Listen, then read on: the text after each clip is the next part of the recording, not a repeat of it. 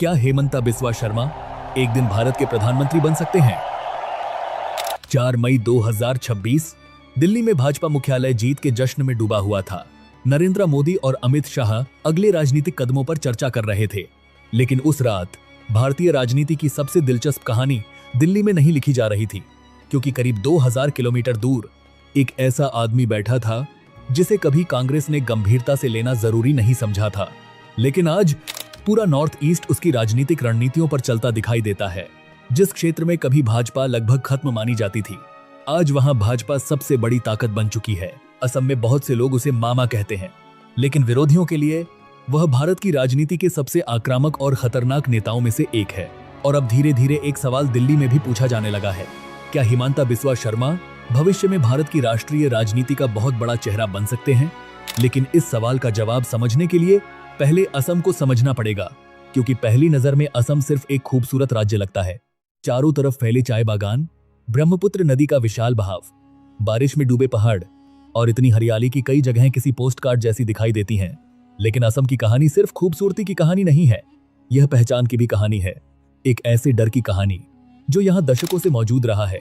अपनी भाषा खो देने का डर, अपनी संस्कृति बदल जाने का डर और धीरे धीरे अपने ही राज्य में पीछे छूट जाने का डर। शायद यही वजह है कि असम की राजनीति हमेशा बाकी भारत से थोड़ी अलग रही है। भारत के बाकी हिस्सों से पूर्वोत्तर को जोड़ने वाला सिर्फ एक बेहद संकरा रास्ता है, जिसे सिलीगुड़ी कॉरिडोर या चिकन नेक कहा जाता है। और लंबे समय तक असम को यह महसूस होता रहा कि दिल्ली उसकी राजनीति, उसकी पहचान और उसकी चिंताओं को पूरी तरह समझ ही नहीं पाती। सदियों तक यह क्षेत्र अहोम साम्राज्य के अधीन रहा। लगभग 600 वर्षों तक अहोम शासकों ने असम की पहचान को बाहरी शक्तियों से बचाकर रखा। जब दिल्ली सल्तनत और बाद में मुगल साम्राज्य उत्तर भारत में अपनी सत्ता फैला रहे थे, तब असम अपनी सांस्कृतिक और राजनीतिक स्वतंत्रता के लिए संघर्ष कर रहा था। 1671 का सरायघाट युद्ध असम के इतिहास में सिर्फ एक सैन्य संघर्ष नहीं था, बल्कि असमिया पहचान और प्रतिरोध का प्रतीक बन चुका था। इस युद्ध में लाचित बोरफुकन ने सीमित संसाधनों और बीमारी से जूझते हुए भी मुगल सेना को रोक दिया था। आज भी असम में लाचित बोरफुकन सिर्फ ऐतिहासिक चरित्र नहीं है, बल्कि प्रतिरोध, क्षेत्रीय गर्व और अस्मिता के प्रतीक माने जाते हैं। कई दशक बाद एक नेता इसी ऐतिहासिक भावनात्मक विरासत को आधुनिक राजनीति के सबसे प्रभावशाली हथियारों में बदलने वाला था। ब्रिटिश शासन के दौरान असम में बड़े पैमाने पर आर्थिक बदलाव हुए। अंग्रेजों ने चाय उद्योग विकसित किया, रेलवे लाई और तेल उत्पादन शुरू किया। लेकिन इसके साथ एक और प्रक्रिया शुरू हुई, माइग्रेशन। बंगाल से मजदूर आए, पूर्वी बंगाल से किसान आए और धीरे धीरे असम की जनसांख्यिकी बदलने लगी। असमिया समाज के भीतर यह डर बढ़ने लगा कि एक दिन उनकी भाषा, उनकी संस्कृति और उनकी जमीन उनके अपने हाथों से निकल सकती है। 1947 में देश का विभाजन हुआ और फिर 1971 में बांग्लादेश बनने के बाद यह डर और अधिक गहरा हो गया। दिल्ली के लिए यह सीमा पार माइग्रेशन का मुद्दा हो सकता था, लेकिन असम के लिए यह अस्तित्व और पहचान का प्रश्न बन चुका था। 1979 में ऑल असम स्टूडेंट यूनियन के नेतृत्व में बड़े पैमाने पर आंदोलन शुरू हुए। सड़कों पर प्रदर्शन, बंद, हिंसा और कर्फ्यू का माहौल बनने लगा। असम का राजनीतिक वातावरण लगातार विस्फोटक होता जा रहा था। फिर आया 1983 का नीली नरसंहार, जिसे भारत के इतिहास के सबसे भयावह नरसंहारों में गिना जाता है। कुछ ही घंटों में हजारों लोग मारे गए। इसके बाद असम में अलगाववाद और उग्रवाद की राजनीति और मजबूत होती गई। इसी माहौल में United liberation front of Assam यानी ULFA का उदय हुआ। आरोप था कि दिल्ली असम के संसाधनों का इस्तेमाल तो करती है, लेकिन राज्य को बदले में गरीबी, बेरोजगारी और उपेक्षा मिलती है। अपहरण, उगाही, बम धमाके और सेना की कार्रवाई ने असम को डर और अस्थिरता के दौर में ढकेल दिया। और इसी वातावरण में एक लड़का राजनीति को बहुत ध्यान से देख रहा था। 1969 में जन्मे हेमंता बिस्वा शर्मा ऐसे दौर में बड़े हुए जहां राजनीति सिर्फ चुनावी प्रक्रिया नहीं थी, बल्कि पहचान और अस्तित्व की लड़ाई बन चुकी थी। उनके पिता कैलाश नाथ शर्मा असमिया साहित्य की दुनिया का सम्मानित नाम थे, लेकिन जिस सामाजिक और राजनीतिक माहौल में हेमंता बड़े हो रहे थे, वहां हर युवा किसी न किसी रूप में राजनीति से प्रभावित था। गुवाहाटी के प्रसिद्ध कॉटन कॉलेज में प्रवेश लेने के बाद हेमंता छात्र राजनीति में तेजी से उभरे। वे लगातार छात्र संघ के महासचिव चुने गए, डिबेट प्रतियोगिताएं जीतने लगे और लोगों को प्रभावित करने लगे। बहुत जल्दी यह स्पष्ट हो गया कि वे सिर्फ राजनीति में हिस्सा लेने वाले व्यक्ति नहीं हैं, बल्कि राजनीति को नियंत्रित करने की महत्वाकांक्षा रखते हैं। लेकिन आने वाले वर्षों में यही महत्वाकांक्षा उनकी पूरी राजनीतिक यात्रा को दिशा देने वाली थी। 1996 में उन्होंने पहली बार कांग्रेस के टिकट पर जालूकबाड़ी विधानसभा सीट से चुनाव लड़ा, लेकिन वे चुनाव हार गए। उनके सामने उनके पुराने राजनीतिक गुरु भृगु फुकन थे। राजनीति में कई लोग पहली हार के बाद गायब हो जाते हैं, लेकिन हेमंता ने हार को अंत नहीं बनने दिया। उन्होंने अपनी सीट नहीं छोड़ी। दिन में गुवाहाटी हाई कोर्ट में वकालत करते और रात में लोगों के बीच दिखाई देते। शादियों में शामिल होते, बीमार लोगों की मदद करते, अंतिम संस्कारों में जाते और धीरे धीरे सिर्फ नेता नहीं बल्कि स्थानीय व्यवस्था का हिस्सा बन गए। कहा जाता है कि इसी दौरान उनकी मुलाकात पी.वी. नारासिम्हा राव से हुई थी। राव ने उनसे कहा था कि चुनाव हारने के बाद भी किसी नेता को अपनी सीट नहीं छोड़नी चाहिए। हेमंता ने इस सलाह को गंभीरता से लिया और अगले 5 वर्षों तक जालुकबाड़ी में अपनी पकड़ मजबूत करने में जुटे रहे। 2001 में उन्होंने चुनाव जीत लिया और यहीं से उनकी वास्तविक राजनीतिक चढ़ाई शुरू हुई। उस समय असम में तरुण गोगोई की सरकार थी।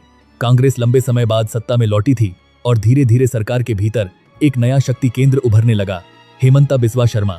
बहुत कम समय में उन्हें स्वास्थ्य, शिक्षा, वित्त और योजना जैसे महत्वपूर्ण मंत्रालय मिल गए। प्रशासनिक निर्णयों पर उनकी पकड़ लगातार मजबूत होती गई। अफसरशाही पर नियंत्रण, मीडिया प्रबंधन और विधायकों के साथ नेटवर्किंग ने उन्हें सरकार के सबसे प्रभावशाली नेताओं में बदल दिया। असम में यह मजाक आम हो गया था कि मुख्यमंत्री कोई भी हो, लेकिन सरकार चलाने वाला व्यक्ति कोई और है।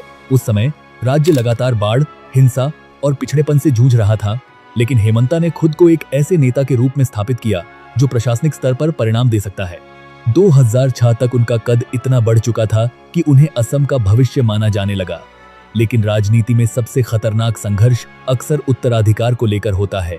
धीरे धीरे गौरव गोगोई राजनीति में सक्रिय होने लगे और हेमंता को यह महसूस होने लगा कि जिस कुर्सी तक पहुंचने के लिए उन्होंने वर्षों मेहनत की, वह अब परिवारवाद की वजह से उनसे दूर जा रही है। उन्होंने कांग्रेस हाईकमान से बातचीत करने की कोशिश की।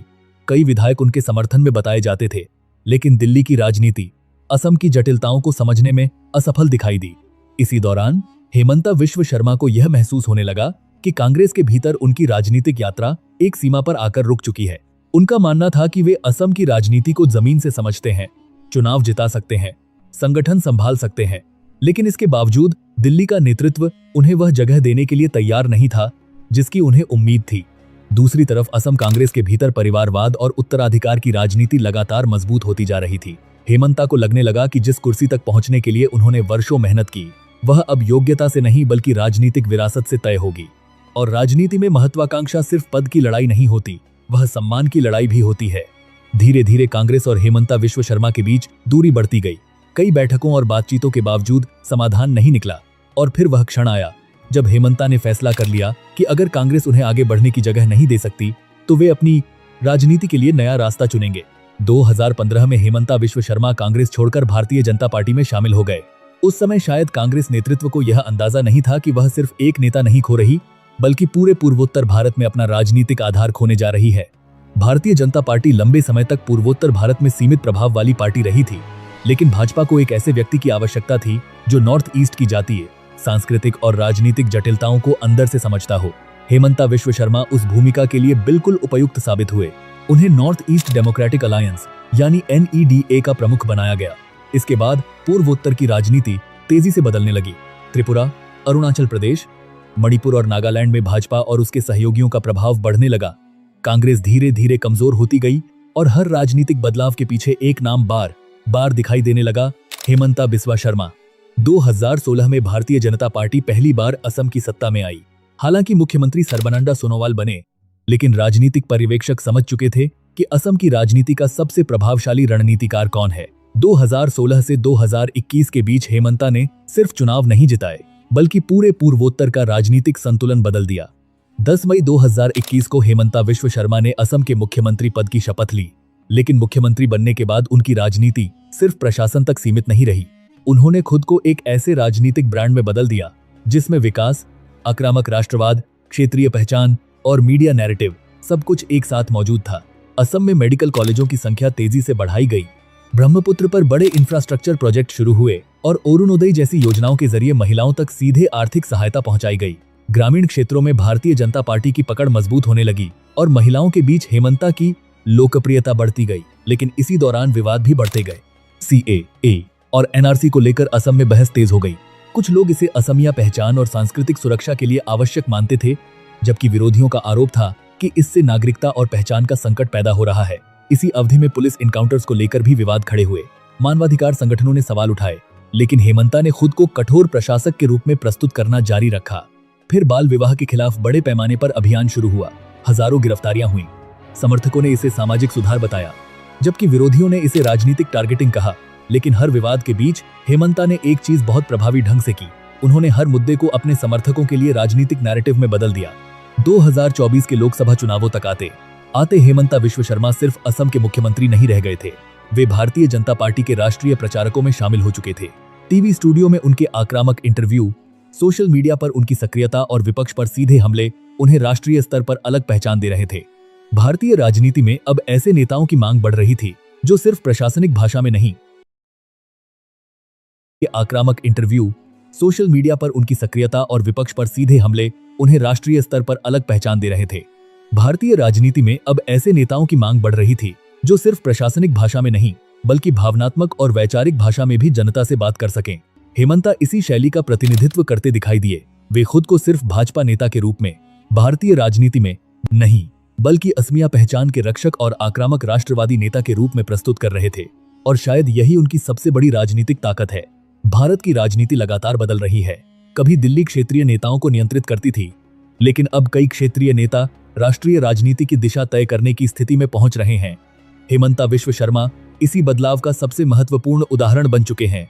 उनके समर्थकों के लिए वे असम की सांस्कृतिक सुरक्षा और मजबूत प्रशासन का प्रतीक हैं। उनके विरोधियों के लिए वे ध्रुवीकरण और आक्रामक पहचान की राजनीति का चेहरा हैं। लेकिन समर्थन और विरोध से परे एक सच्चाई स्पष्ट दिखाई देती है। दिल्ली ने जिस गंभीरता से नहीं लिया, वही नेता आज पूरे पूर्वोत्तर भारत की राजनीति को दोबारा लिख चुका है। और शायद इसी वजह से अब यह सवाल सिर्फ असम का नहीं रहा। क्या हेमंता विश्व शर्मा भविष्य में भारत की राष्ट्रीय राजनीति के सबसे प्रभावशाली नेताओं में शामिल हो सकते हैं?